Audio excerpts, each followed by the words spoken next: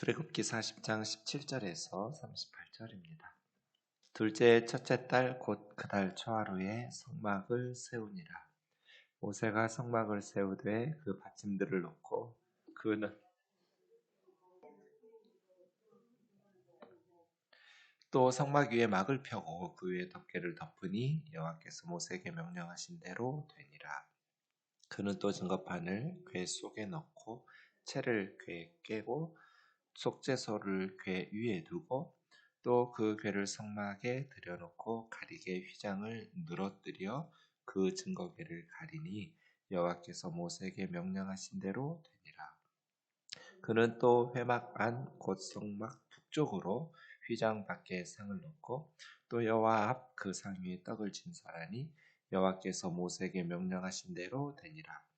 그는 또 회막 안 곧 성막 남쪽에 등잔대를 놓아 상과 마주하게 하고 또 여호와 앞에 등잔대에 불을 켜니 여호와께서 모세에게 명령하신 대로 되니라.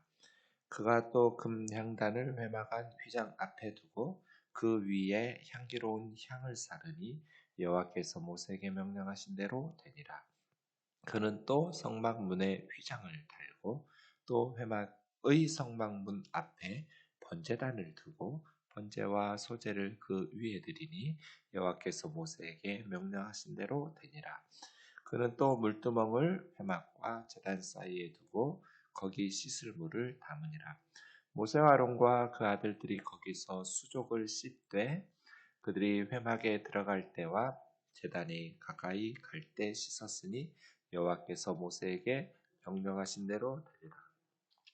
그는 또 성막과 제단 주위 뜰에 포장을 치고 뜰 문에 휘장을 다니라. 모세가 이같이 역사를 마치니 구름이 회막에 덮이고 여호와의 영광이 성막에 충만하매 모세가 회막에 들어갈 수 없었으니 이는 구름이 회막 위에 덮이고 여호와의 영광이 성막에 충만함이었으며 구름이 성막 위에서 떠오를 때에는 이스라엘 자손이 그 모든 행진하는 길에 앞으로 나아갔고 구름이 떠오르지 않을 때에는 떠오르는 날까지 나아가지 아니하였으며 낮에는 여호와의 구름이 성막 위에 있고 밤에는 불이 그 구름 가운데 있음을 이스라엘의 온 족속이 그 모든 행진하는 길에서 그들의 눈으로 보았더라. 아멘. 이제 출애굽기 마지막 부분인데요. 17절에 보시면 둘째 해 첫째 달 그 달 초하루. 예. 출애굽한 지 2년 1월 1일에 성막을 세우니라 이렇게 했는데 원문에 보면 수동태로 되어 있으니까 성막이 세워지니라 이렇게 해야 되겠죠? 네. 처음으로 이제 성막이 세워집니다. 그리고 이제 이 성막이 가나안 땅에 들어가서는 성전이 되죠. 성막은 텐트처럼 이동용으로 광야에서 40년 동안 계속해서 이동하면서 예배 처소로 되어 있으니까 성막이라고 부르고요. 가나안 땅에 입성한 후에는 이제는 뭐 이동하지 않으니까 고정되게 성전 이렇게 구분해서 부르는데 첫 번째 성전이 솔로몬 성전. 바벨론에 의해서 무너지고 바벨론 포로 70년 후에 돌아와서 솔로몬 성전 터 위에 제2성전인 수룹바벨 성전, 솔로몬 성전, 수룹바벨 성전, 그리고 이제 예수님 시대에 헤롯 대왕이 지은 거는 사실은 성전을 지은 건 아니에요. 그래서 제3성전이 아니에요. 헤롯은. 성전은 놔두고 그 주변에 부속 건물들을 지어가면서 성전을 화려하고 아름답게 꾸민 거죠. 그래서 헤롯 성전 이런 건 아니고요. 솔로몬 성전, 수룹바벨 성전, 그리고 헤롯이 수십 년에 걸쳐서 성전을 아름답게 경복궁에 가시면 지금도 계속해서 건물들을 짓기도 하고 보수하기도 하고 하죠. 이런 식으로 헤롯은 성전을 보수한 것입니다. 그러다가 주후 70년에 로마에 의해서 성전이 완전히 무너졌죠. 예수님께서 예언하신 대로 이 성전을 헐라 내가 사흘 만에 다시 일으키리라 하시면서 이제 교회 예수 그리스도 사흘 만에 부활하신 예수님이 친히 모퉁이 돌 가장 중심이 중심되는 돌이 되시면서 예수님을 믿는 성도들로 지어지는 새로운 성전. 근데 이제 요한계시록에 보면 새 하늘과 새 땅, 새 예루살렘의 환상을 보이면 성전이 보여야 되잖아요. 성전이 없었으니 이렇게 말해요. 요한이 본 계시록의 환상 속에는. 왜냐하면 하나님과 어린 양 예수 그리스도가 친히 성전이 되십니다. 이렇게 말하거든요. 그러니까 성전이라는 것은 하나님의 집, 하나님이 거하시는 곳이잖아요. 네. 그래서 이제 새 하늘과 새 땅에 가면 새 예루살렘은 그냥 성도들 속에 하나님이 직접 거하시는 거죠. 성전으로 말하자면 지금 하나님의 집이 계속 지어지고 있어요. 성전이. 그리스도 예수 안에서 함께 지어져 가고 이렇게 말하거든요.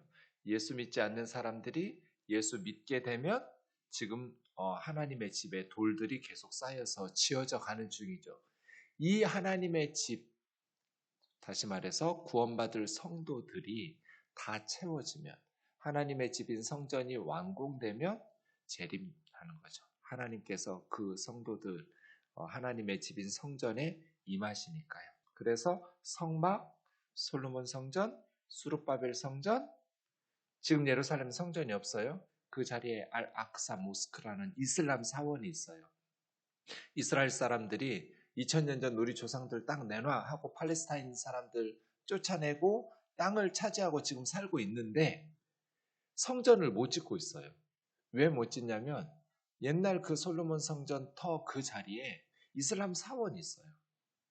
그걸 허물고 그 자리에다가 지어야 되는데 유대인들 생각에 의하면 다른 도시에다가는 얼마든지 지을 수 있겠지만 다른 도시에다가는 지을 마음이 없어요. 유대인들은.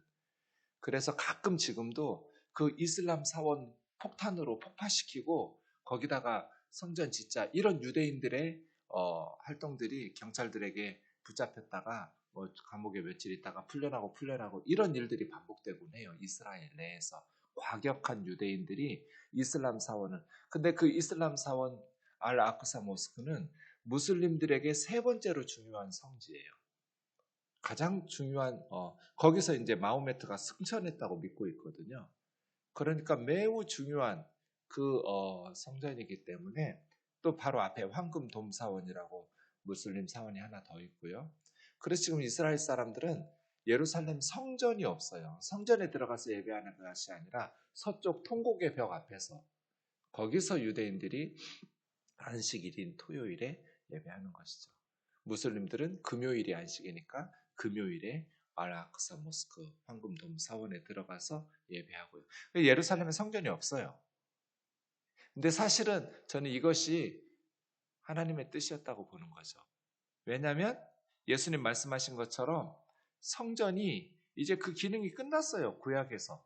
예수님이 성전이시고 완전한 속죄를 예수 그리스도의 십자가에서 이루셨으니까 더 이상 성전이 자기 역할 끝난 거예요.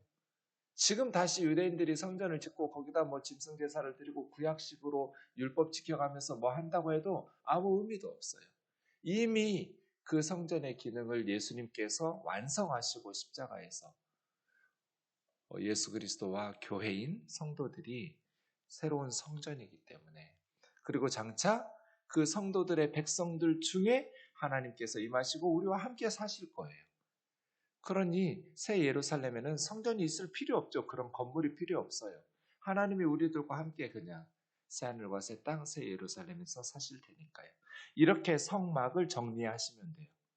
성막, 솔로몬 성전, 스룹바벨 성전, 그리고 교회, 그리고 새 하늘과 새 땅에는 성전 건물 이런 거 필요 없는 거죠.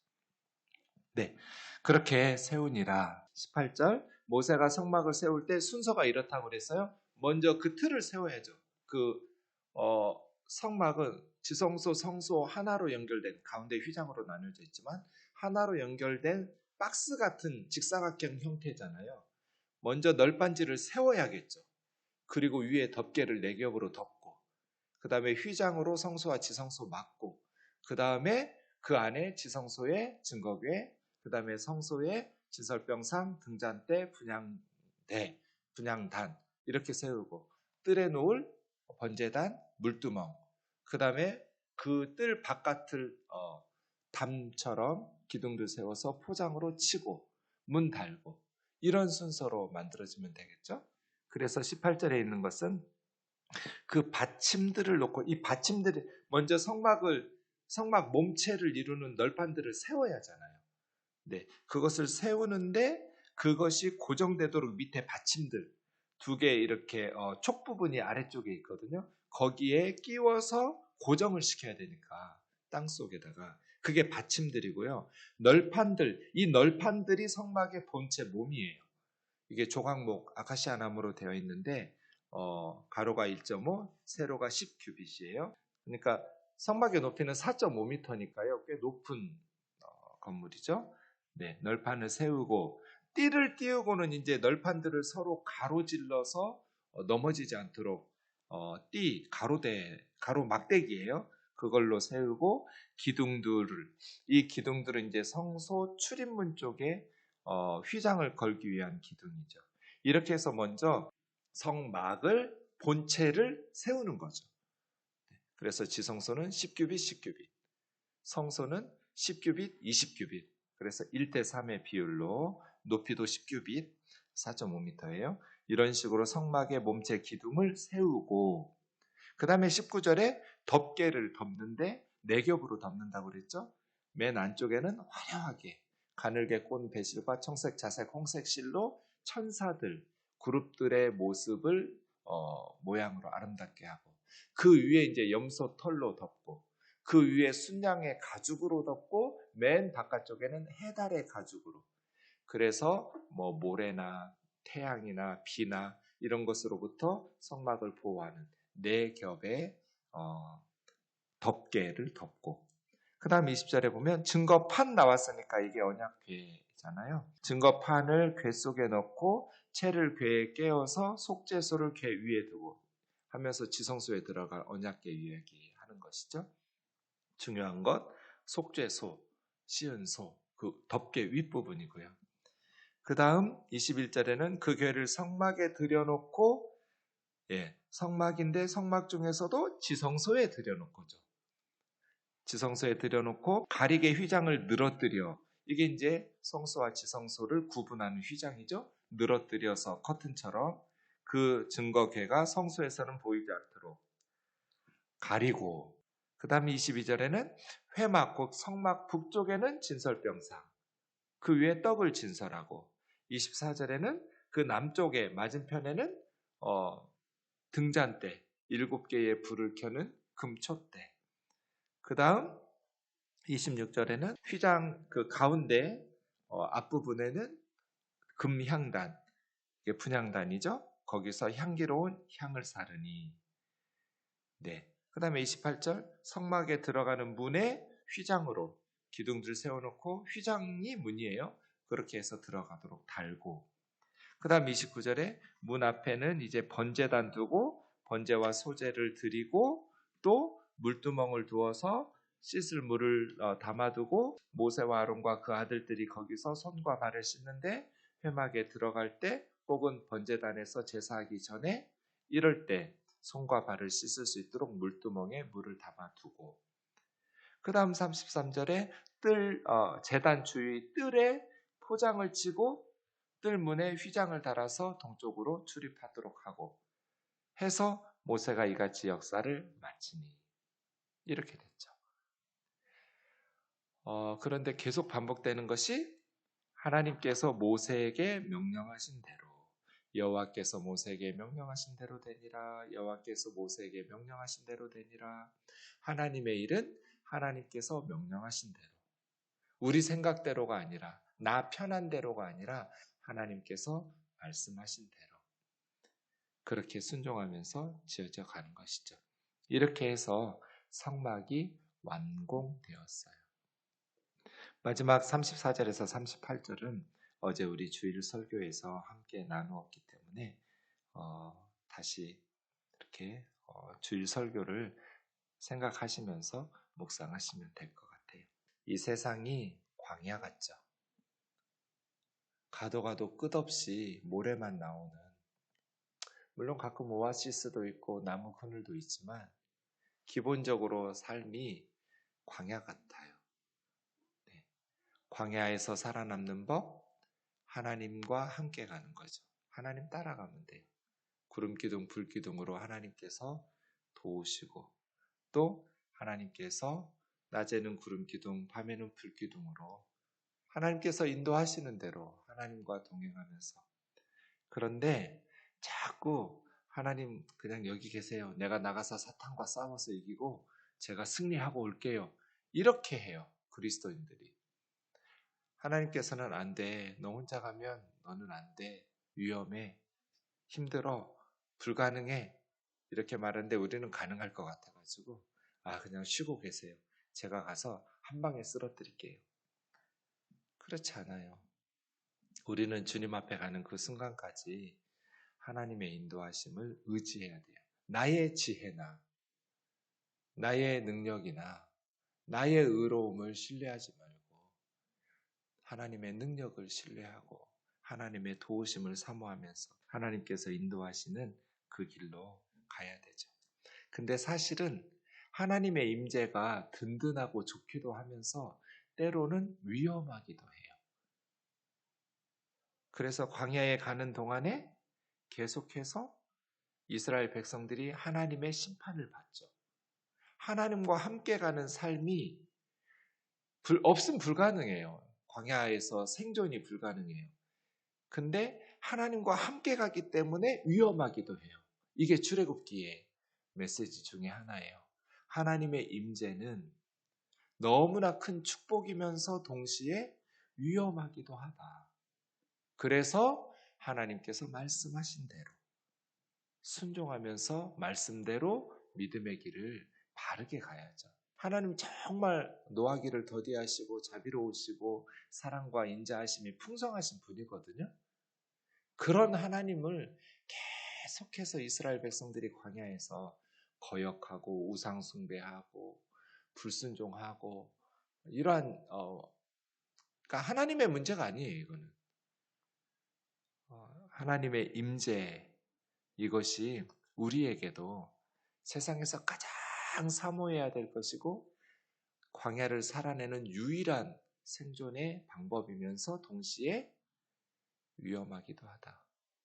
그래서 하나님 앞에서 말씀에 온전히 순종하면서 신앙생활하는 것이 중요하다라는 것을 기억하셔야 돼요.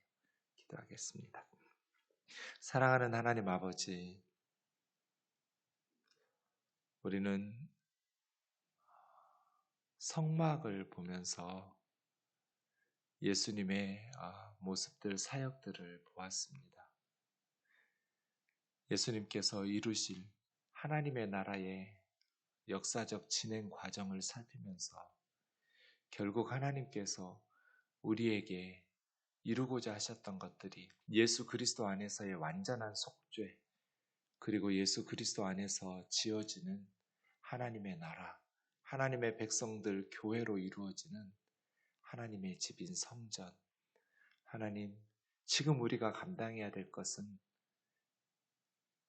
사람들의 손으로 짓는 어떤 건물이 아니라 부지런히 복음을 전하는 전도인의 사명을 다하고 또 땅끝까지 복음을 전하라는 주의 명령에 순종하는 선교적 사명을 다하여 주를 알지 못하는 영혼들에게 복음이 전파됨으로써 성령 안에서 함께 지어져가 예수님께서 다시 오실 때 하나님의 백성들이 구원받은 그 영광스러운 천국 잔치에 참여하는 놀라운 소망들을 가지고 이 땅에서 지금 우리에게 주신 사명을 잘 감당할 수 있도록 주의 뜻을 잘 헤아리며 주와 동행하며 나아갈 수 있도록 인도하여 주옵소서.